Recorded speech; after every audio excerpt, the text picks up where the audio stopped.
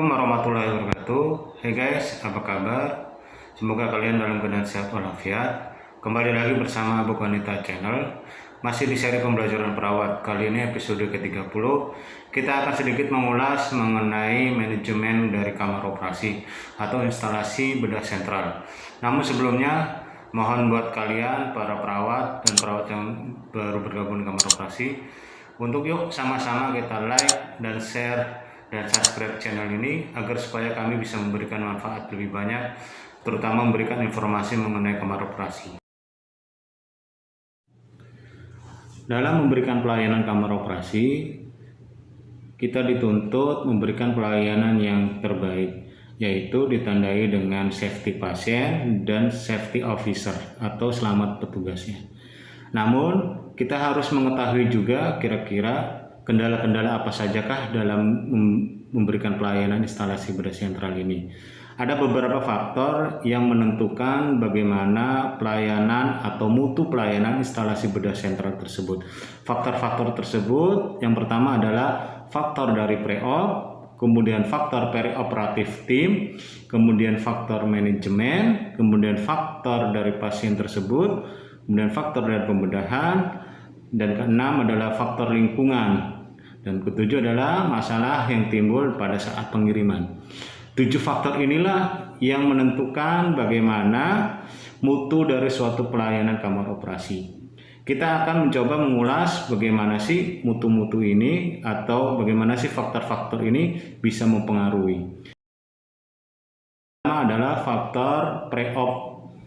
Faktor pre-op ini juga bisa menentukan dari kualitas pelayanan yang kita berikan. Yang pertama adalah bahwa pasien sebelum dioperasi itu harus dipersiapkan dengan sebaik-baiknya.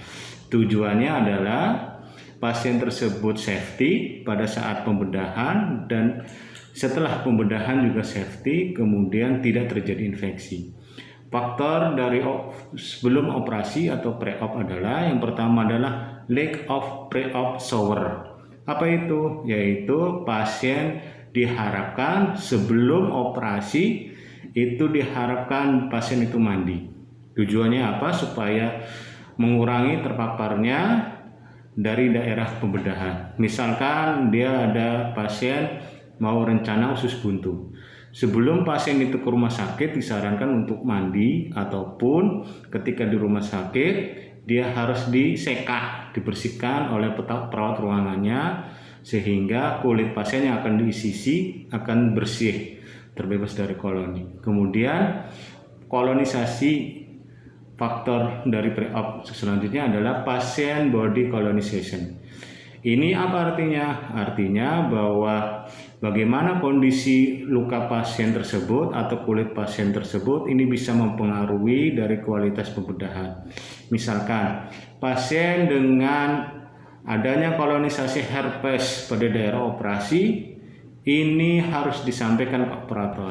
Biasanya sih pasien yang dengan penyakit ada tambahan penyerta kolonisasi seperti herpes atau penyakit infeksi lain kulitnya, pasien akan ditunda operasinya. Mengingat jika dipaksakan dengan untuk operasi dengan adanya kolonisasi herpes itu akan membuat si lukanya sembuh lama, sehingga kemungkinan selanjutnya adalah si herpes ini menyebar lebih jauh, sehingga solusi terbaiknya ditunda dan pengobatan kulit tersebut. Kalau sudah sembuh baru dilakukan pembedahan. Jadi masalah akan timbul jika adanya kolonisasi pada kulit pasien dipaksakan untuk operasi, sehingga sangat menentukan sekali nih tingkat kualitas pelayanannya. Kita sebagai petugas kamar operasi harus oh iya, ketika diperiksa atau ketika ada anomali sembuh ada penyakit yang lainnya di daerah operasi, coba dilihat yang mana yang mau dioperasi. Pas dilihat ada bercak seperti herpes, yang ditanyakan, ibu ini apa, udah pernah berobat belum, kemudian apa kata dokternya, kata pasiennya itu herpes, maka dilaporkan kita ke dokter operator. Dok, ini pasien daerah operasinya dekat dengan herpes, sehingga kata dokternya udah tunda perawatan dulu. Nah, seperti ini.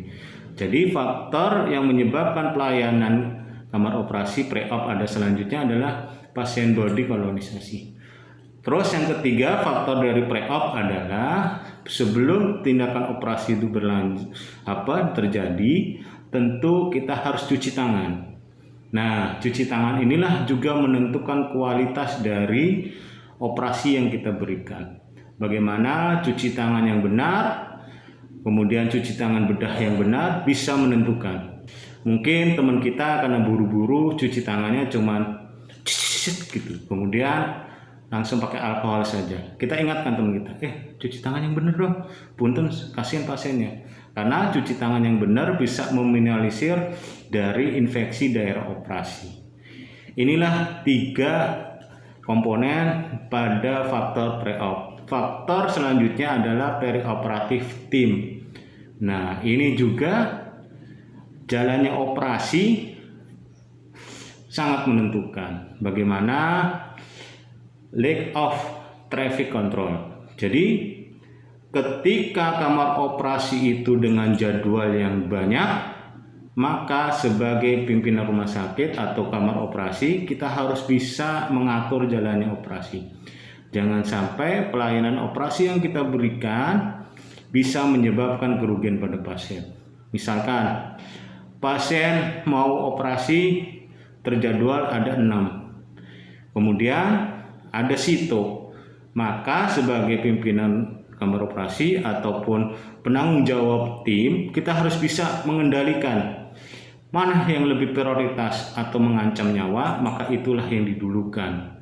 Itu prinsip dari pelayanan IBS. Sehingga jika kontrol traffic atau jadwal operasi ini sangat penuh, kemudian ada yang emergensi yang harus segera, sehingga kalau tidak ditolong atau dioperasi pasien itu bisa meninggal, maka pasien yang ini terlebih dahululah yang dioperasi. Jangan sampai gara-gara ngantri nunggu, kemudian yang pasien yang mengancam nyawa sehingga harus dioperasi duluan malah tidak tertolong. Maka dari itu diperlukan manajemen yang kuat sehingga bisa menentukan mana dulu yang harus duluan dioperasi. Oke, faktor selanjutnya dari perioperatif tim adalah improper surgical hand antiseptic. Jadi kurangnya cuci tangan, sama seperti faktor pre-op. Jadi ketika operasi itu sudah mau dimulai, kita sudah pakai sarung tangan, kemudian instrumen lupa dia memegang bagian yang tidak steril, kemudian dia tidak jujur karena takut, entah itu takut dimarahin dokter atau entah itu takut dimarahin seniornya sehingga tidak jujur. Ini tidak boleh, karena ketidakjujuran kita, tangan yang tidak steril ini bisa menyebabkan infeksi pada pasien. Kasihan. Maka dari itu kita jujur, punten handscoon saya udah on, ganti handscoon. Nah, seperti itu contoh dari improper surgical hand antiseptic. Selanjutnya adalah improper surgical attire. Jadi dalam suatu pembedahan itu kita adanya kurang dijahit. Jadi harusnya dikontrol lagi karena terburu-buru kemudian tidak terjahit, sehingga ketika udah selesai terjadi rembes darah, kemudian kurangnya pengecekan. Seharusnya sebagai perawat kamar operasi kita mengingatkan, dok, punten ininya kok ini kurang ya dok, kok ini punten kayaknya ada berdarahan dikit dok, gimana kalau jahit dulu? Tidak apa-apa, untuk kebaikan pasien kita saling mengingatkan, tapi dengan komunikasi yang baik, karena cara penyampaian kita yang tidak baik bisa menyebabkan salah persepsi ke dokter.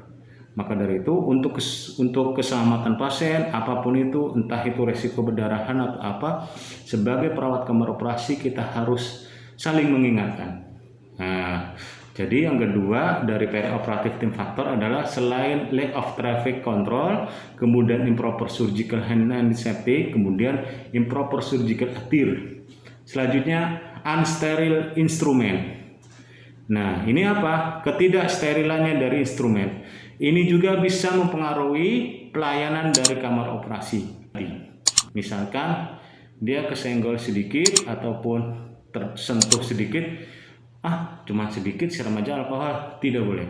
Untuk keselamatan pasien, untuk resiko infeksi, mencegah resiko infeksi, setelah operasi kita harus diganti dengan alat yang steril.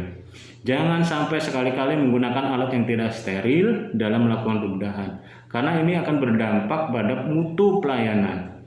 Karena resiko yang dihadapi adalah pasien. Kasihan pasien, sudah mendibius, kemudian dilakukan pembedahan, gilalah kita pakai alat yang steril. Maka dari itu, sebagai pimpinan kamar operasi, kita harus mengetahui, ternyata alat yang tidak steril itu bisa mempengaruhi dari pelayanan IBS. Itu. Selanjutnya adalah use of staples or Steri-Strip. Jadi, penggunaan jahit menggunakan stapler juga bisa mempengaruhi kualitas dari pembedahan. Jadi, jika ada dokter yang menggunakan stapler ataupun Steri-Strip, kita harus benar-benar konsen melakukan perawatan ya Pak.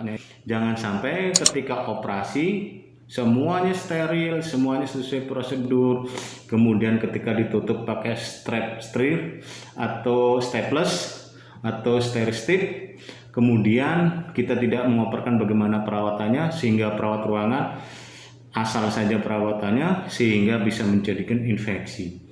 Pada akhirnya pasien tahunya setelah operasi pasien infeksi. Tidak mengetahui urutannya seperti apa, maka dari itu perlu adanya edukasi.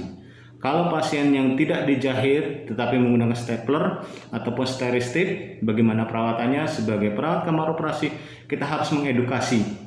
Gini loh Mas, kalau pakai ini perawatannya seperti ini. Kalau ininya begini, ini sebegini. Jadi hal sepele seperti ini pada akhirnya menentukan bagaimana pelayanan. Apakah pasien itu infeksi apa tidak? Oke, selanjutnya dari faktor perioperatif tim adalah insufficient skin antiseptic. Apa itu? Kurangnya cuci atau tidak benar pada saat kita draping. Seharusnya kita sirkuler dari dalam keluar, mungkin karena terburu-buru kita nyucinya asal, kemudian tidak tersentuh semua dari antiseptik, sehingga pada saat pembedahan ada daerah yang kurang steril. Ini juga bisa menentukan pelayanan kamar operasi. Maka dari itu, serumit apapun, segenting apapun, kemudian se-emergensi apapun, kita harus tetap fokus dan tenang. Jangan sampai kita terbawa dari lingkungan, akan tetapi kita yang menciptakan lingkungan. Artinya, meskipun pasien itu emergensi, nafasnya sudah sangat jelek, ataupun datang ke sini dengan KCS-nya tidak bagus lagi, kalaupun itu harus siap dioperasi, sebagai perawat kamar operasi kita harus tenang. Kalau nyuci ya nyuci sesuai prosedur. Kalau nyucinya pakai betadine dulu atau alkohol dulu atau cuci pakai sabun dulu, ya sesuai prosedur. Laksanakan seperti itu. Kalau tekniknya sirkular dari dalam keluar, pastikan semua daerah yang akan dioperasi dilakukan skin preparation dengan bagus. Seperti itu ya. Kemudian selanjutnya kontaminasi environment. Kontaminasi dari lingkungan. Nah, ini juga bisa menyebabkan kualitas dari pelayanan kamar operasi atau instalasi bedah kamar operasi. Lingkungan yang tidak steril atau lingkungan yang tidak menggunakan tekanan positif, ini bisa menyebabkan si lukanya susah sembuh. Misalkan ketika operasi, suhu lingkungan kamar operasinya sangat panas, sehingga sangat rentan sekali terjadinya infeksi atau terjadinya bakteri atau koloni, sehingga lingkungannya tidak bersih atau tidak adanya HEPA filter. Kemudian tidak kamar operasi ditunjang dengan sistem laminari yang bagus. Kemudian tidak adanya tekanan negatif. Sudah alatnya kurang steril, kemudian cucinya kurang bersih atau kurang benar, kemudian lingkungan juga kurang mendukung, sudah barang tentu output yang dihasilkan dari pelayanan IBS resiko besar untuk terjadi infeksi. Maka kita sebagai petugas kamar operasi harus bisa atau harus mengetahui bagaimana nih lingkungan kamar operasi kita. Misalkan setahun sekali kita lakukan kultur pemeriksaan berapa koloni yang ada di dalam lingkungan kamar operasi. Kemudian kita juga sebulan sekali lakukan pembersihan. Dalam rangka apa? Dalam rangka menjaga kualitas lingkungan. Misalkan seminggu sekali kita jumsi, bersih-bersih. Atau sewaktu-waktu jika habis selesai pasien infeksius, kita harus segera dibersihkan dengan klorin ataupun dilakukan pemasangan dry mist atau ultraviolet sehingga lingkungannya tetap terjaga. Jadi faktor perioperatif tim selanjutnya adalah contaminated environment, terkombinasi dari lingkungan. Selanjutnya adalah faktor yang menentukan kualitas kamar operasi dari perioperatif tim adalah inadequate surgical prophylaxis. Nah, apa itu artinya? Artinya bahwa sebelum operasi, ketika pasien itu operan, kita sebagai perawat operasi harus mengingatkan perawat ruangan, Mas, Mbak, punten, ini antibiotiknya sudah diberikan atau belum? Nah, biasanya dokter operator memberikan 60 menit sebelum operasi atau 1 jam sebelum operasi antibiotik harus diberikan. Kenapa ini harus diberikan? Karena ini juga menentukan kualitas dari luka operasi. Ada dokter yang tidak memberikan, kita harus mengingatkan, dok, punten, ini antibiotik pre-op-nya dikasih tidak, gitu. Tugas kita hanya mengingatkan. Jika dari ruangan belum, tanya ke dokter, dok, diberikan langsung saat ini atau bagaimana, dok? Nah, seperti ini. Sekali lagi, pemberian antibiotik ini adalah masih ranahnya dokter. Kita cuma mengingatkan. Ingatkan perawat ruangan yang mempersiapkan, punten, ini operasi udah antibiotik atau belum, karena ini menentukan. Kemudian faktor selanjutnya adalah surgical irrigation atau pencucian daerah operasi. Misalkan pasien dengan appendektomi perforasi dilakukan laparotomi. Tentu kita ketahui bahwa laparotomi appendektomi dengan perforasi ini sudah sangat kotor perutnya, sehingga dia banyak jaringan-jaringan dari apendik yang sudah pecah, sehingga operator itu harus mencucinya sebersih mungkin. Nah, tugas kita jika kita melihat atau menilai cucinya itu kurang bersih, kita ingatkan dokter lagi, dok, punten, ini kok kayaknya masih kotor, bagaimana dok kalau cuci lagi? Tidak apa-apa, kita harus ingatkan. Untuk apa? Untuk pasien, untuk pencegahan pasien dari infeksi. Nah, dengan cuci yang bagus seperti ini bisa menentukan kualitas dari hasil operasinya, apakah pasien infeksi atau tidak. Selanjutnya adalah dari perioperatif tim faktor adalah non-coated suture. Apa itu? Yaitu daerah operasi yang dilakukan jahitannya terlepas, kemudian kita ngeguntingnya kurang sehingga kita tidak mengingatkan. Harusnya kita ingatkan operator lagi, dok, punten ini kayaknya jahitannya kurang kuat, dok, kalau ditambahin lagi gimana? Nah, seperti itu. Dok, punten ini kayaknya risiko infeksi ini nih, dok, berdarah nih, dok, kalau biar aman dijahit aja, dok. Nah, tidak apa-apa. Karena hal-hal sepele seperti ini kita duga tidak akan terjadi perdarahan karena kita tidak jahit, kemudian pasien post-op pindah ke ruang RR tiba-tiba keluar darah. Kalau sudah begini kualitasnya akan jelek. Maka dari itu sebelum pasien itu ditutup atau sebelum pasien itu selesai operasi, kalau kita sebagai asisten melihat seperti itu ada risiko perdarahan, kita ingatkan dokter. Dok, punten ini kayaknya risiko infeksi. Ini apa perdarahan, dok? Kalau dijahit lagi gimana, dok? Nah, itu tadi. Jadi non-coated suture ini sangat mempengaruhi bagaimana kualitas pelayanan yang diberikan. Kemudian yang tidak kalah pentingnya, faktor selanjutnya yang ketiga adalah manajemen faktor. Faktor inilah yang menentukan bagaimana kualitas dari pelayanan itu dari IBS atau pelayanan IBS yang kita berikan, apakah pelayanannya bagus atau tidak. Apa sajakah yang termasuk dalam faktor-faktor manajemen? Yang pertama adalah Financial contraction. Apa itu? Ketidakmampuan finansial. Ketika operan, Mas Mbak dengan pertolongan yuk, operan yuk.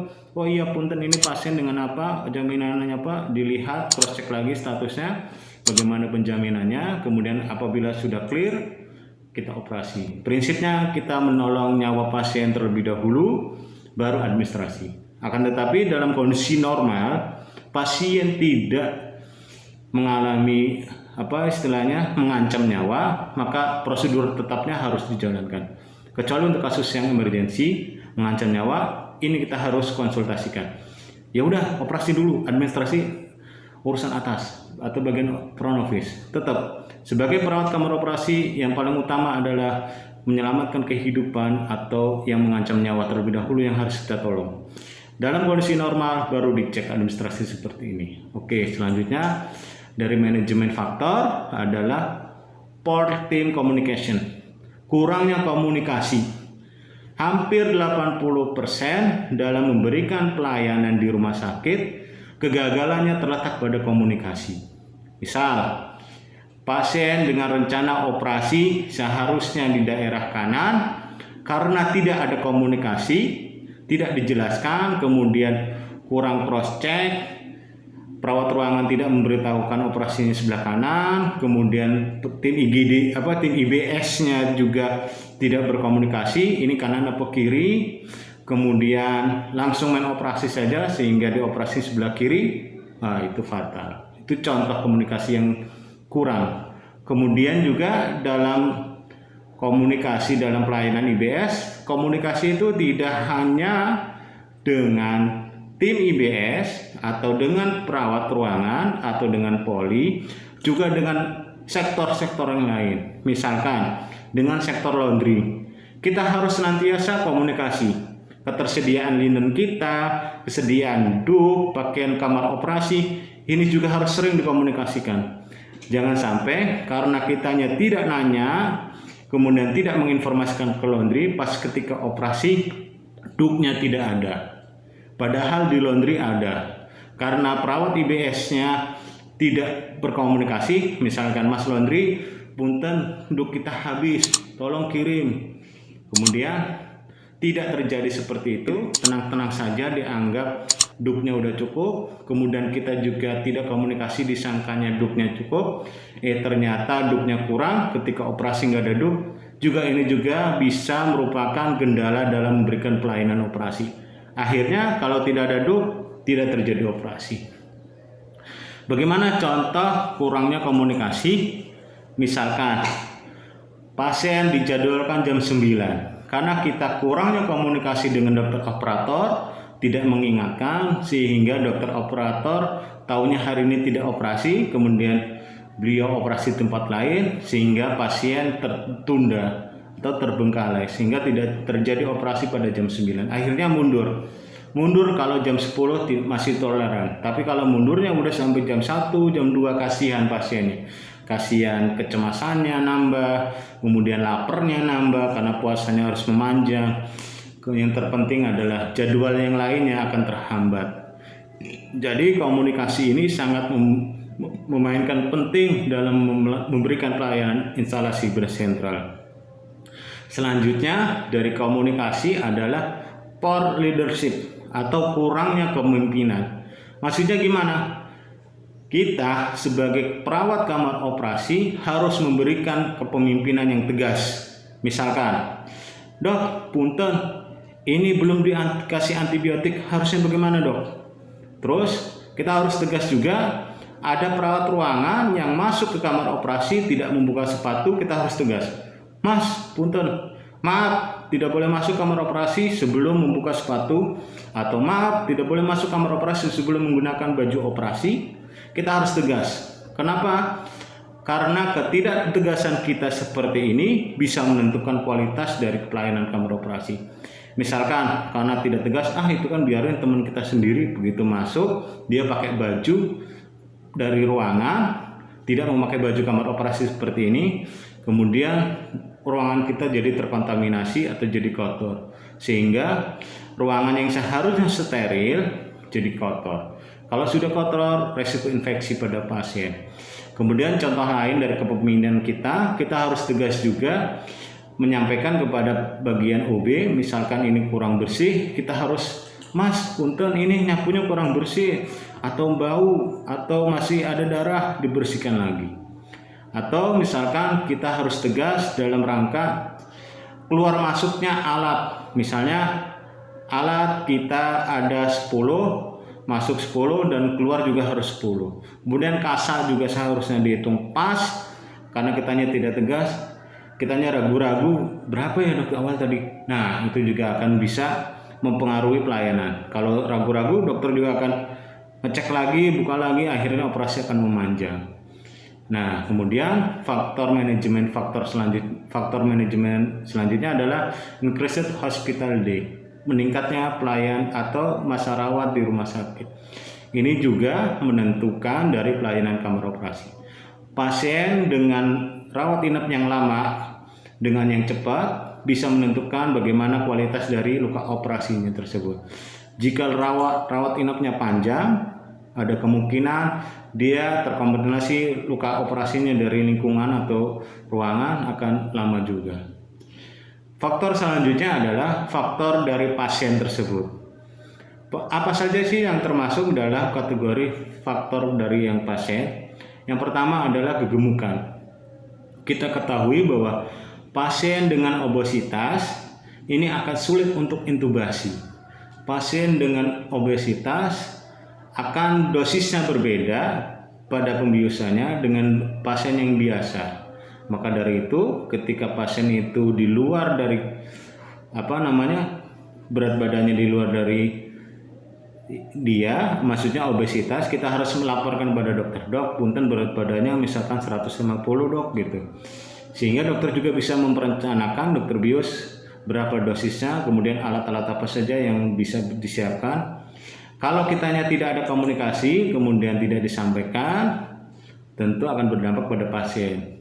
Selanjutnya adalah faktor dari pasien yang mempengaruhi kualitas pelayanan instalasi bedah sentral adalah adanya diabetes. Kita ketahui bahwa diabetes bisa menyebabkan luka operasi yang memanjang atau lukanya susah sembuh. Biasanya pasien dengan gula darah tinggi ini harus dikomunikasikan, harus dilaporkan kepada tim IBS dan kepada operator. Tujuannya apa? Tujuannya untuk mengingatkan, dok, dengan gula darah 300, operasinya bagaimana dok? Apakah tunda pengobatan gula darah terlebih dahulu atau perbaikan KU atau bagaimana dok? Biasanya kalau gula darahnya tinggi, operasi itu akan ditunda untuk keselamatan pasien. Sehingga pengobatan terlebih dahulu untuk menstabilkan gula darah, sehingga kalau sudah stabil baru dilakukan pembedahan. Operasi apapun itu, entah itu apendik, hernia, atau operasi yang lainnya, jika gula darahnya tinggi, ingatkan dokter, dok, ini gula darahnya lebih dari normal atau tinggi. Apakah ini pengobatan lagi atau pengobatan terlebih dahulu atau tetap operasi? Tapi kita yakin bahwa kalau gula darah tinggi, kita sarankan untuk pengobatan terlebih dahulu. Oke, selanjutnya yang menyebabkan pelayanan IBS dari faktor pasien adalah perokok. Kita ketahui pasien dengan perokok itu akan sulit untuk intubasi.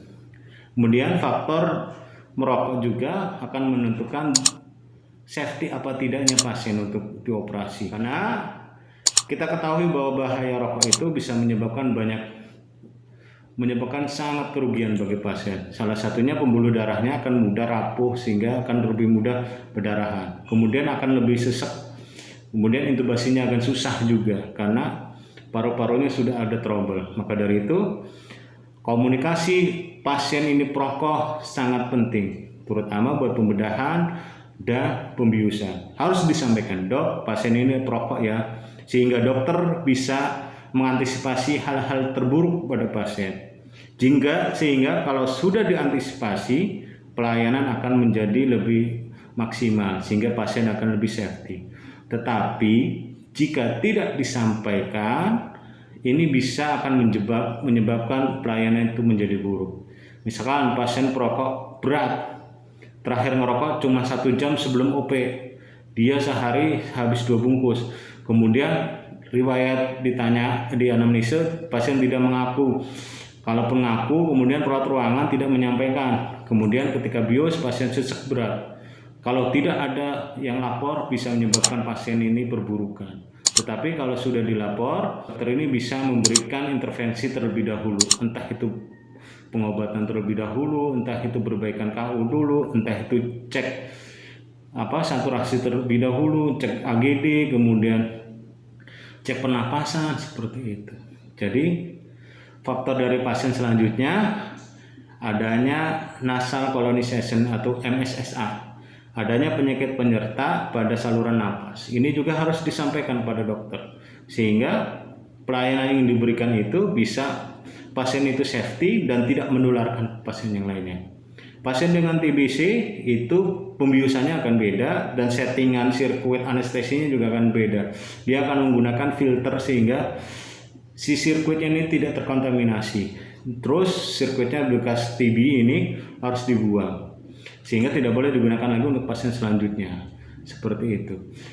Dari faktor pasien selanjutnya adalah yang bisa menyebabkan kualitas pelayanan IBS adalah infection at another site. Apa itu? Adanya infeksi di daerah lain dari suatu luka operasi. Misalkan pasien mau rencana appendektomi, akan tetapi pasien punya luka di daerah kakinya atau ada gangren. Nah, ini harus disampaikan juga ke dokter dan dokter operator harus tahu, tim IBS harus tahu bahwa ini apendik tapi ada gangren di kaki. Nah, dokter sehingga bisa memilih atau bisa memberikan intervensi mana duluan yang harus dikerjakan. Jangan sampai operasi yang diberikan atau yang dilakukan menyebabkan adanya karena infeksi dari infeksi yang sudah ada. Jangan sampai apendik dipaksakan operasi apendik, kemudian infeksi yang gangren dari gangrennya itu tidak diapa-apakan, ini bisa berbahaya. Bisa luka APP-nya bisa terkontaminasi dari luka gangren. Jadi sebelum ada operasi atau ada tindakan, pastikan pasien tidak ada infeksi yang lain. Jika ada, saran atau komunikasikan ke dokter, dok, apakah diobati dulu infeksi yang lainnya itu atau seperti apa. Kemudian dari faktor lainnya adalah imunosupresif agen. Nah, ini juga sangat mempengaruhi kualitas dari pelayanan yang diberikan. Apa itu imunosupresif agen? Adalah menurunnya daya imunitas dari pasien. Pasien yang akan direncanakan operasi, kemudian hasil labnya menunjukkan limfositnya turun, kemudian pasiennya itu demam, kemudian ada ngedrop. Ini tidak boleh dipaksakan. Ini harus perbaikan dulu.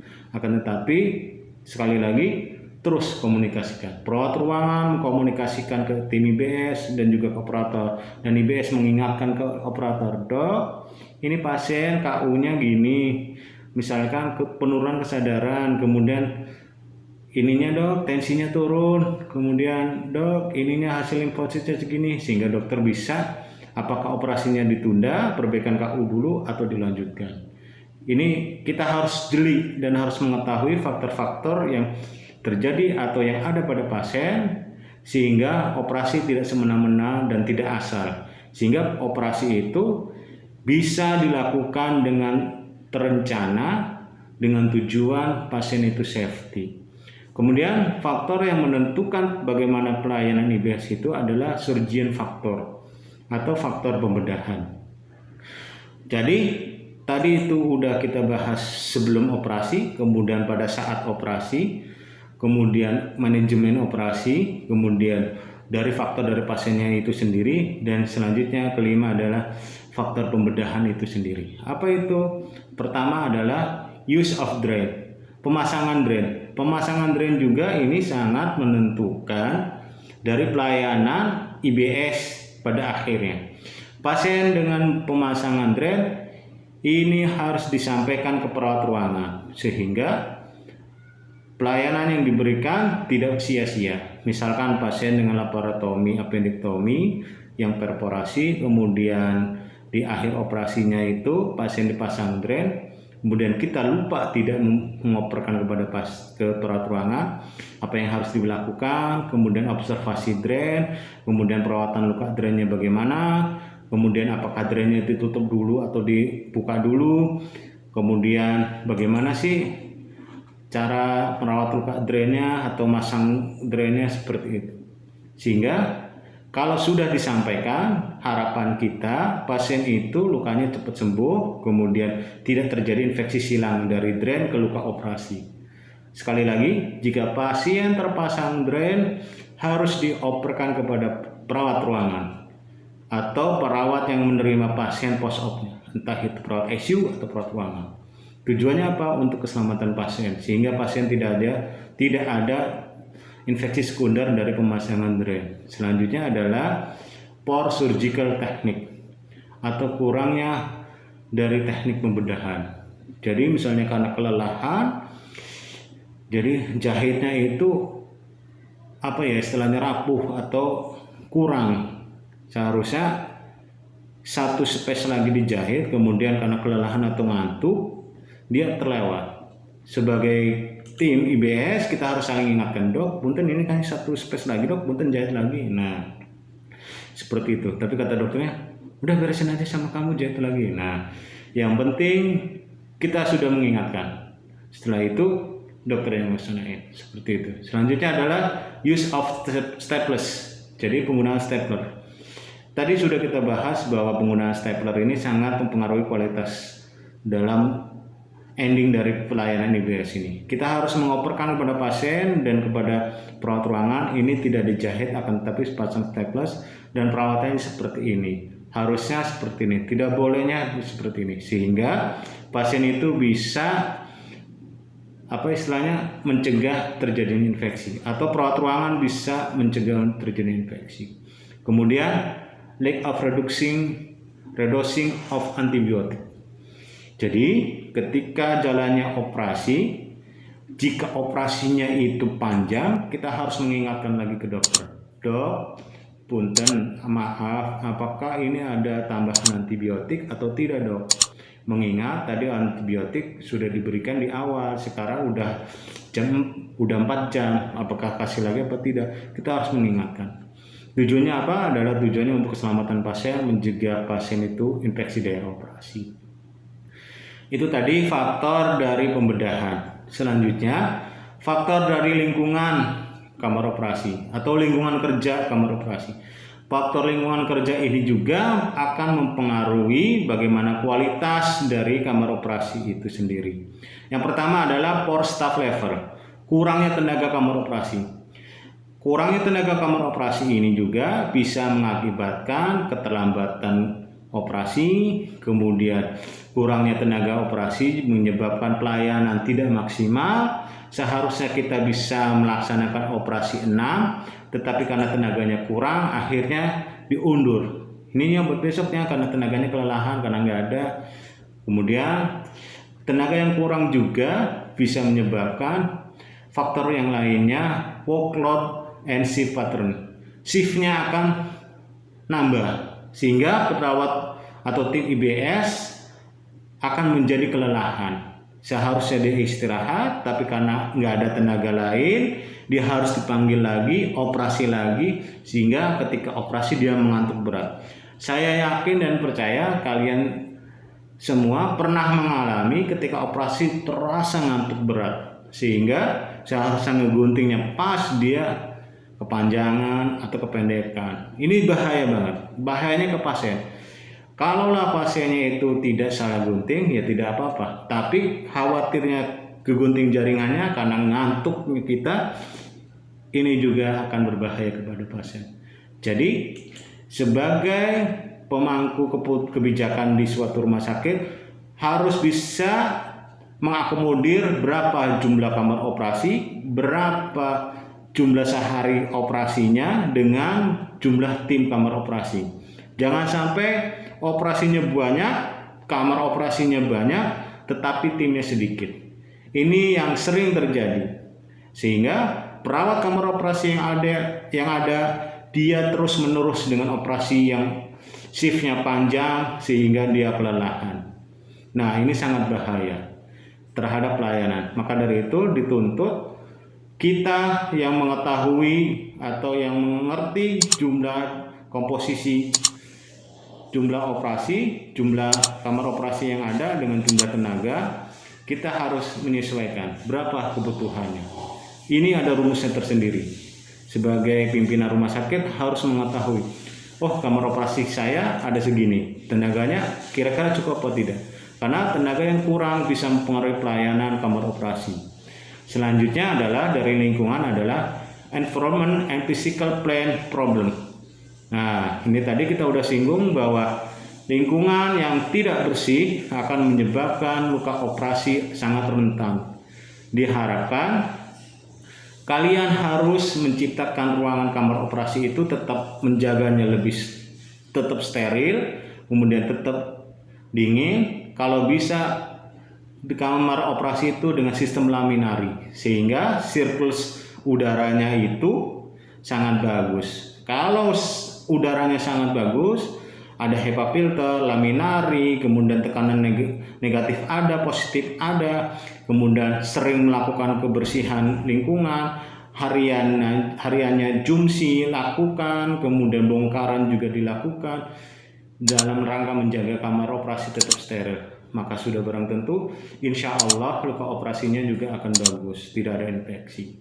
Tetapi sebaliknya, jika semuanya tidak ada, rentan sekali untuk terjadi infeksi. Selanjutnya dari faktor lingkungan adalah lack of hygiene, yaitu cuci tangan. Sekali lagi, cuci tangan ini ada pada faktor pre-op dan faktor environment factor. Kenapa ini selalu ada?